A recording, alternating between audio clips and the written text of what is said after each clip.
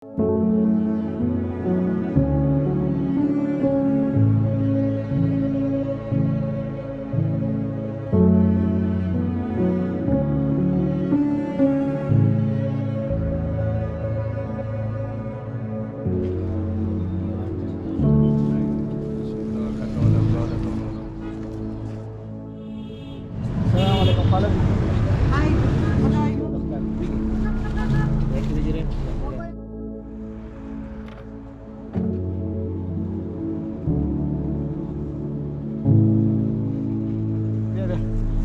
شما را خیر بده. خیر ببینید. سلام علیکم کاکا.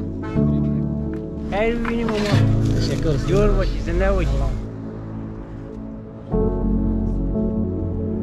سلام علیکم.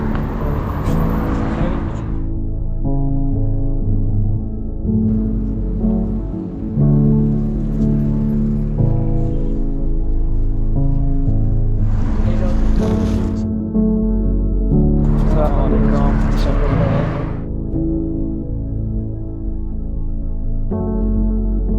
دوستان عزیز، بنیاد قمر برنامه تجارت‌های کوچک برای انداخته.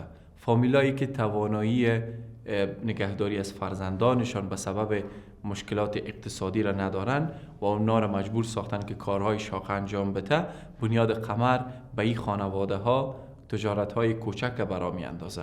در این امر خیر سهم بگیرین. شماره تماس و همچنان لینک ارتباطی مشاهده میکنین در آخر این کلیپ. ما در کمال امانت داری رسالت خویش انجام میده.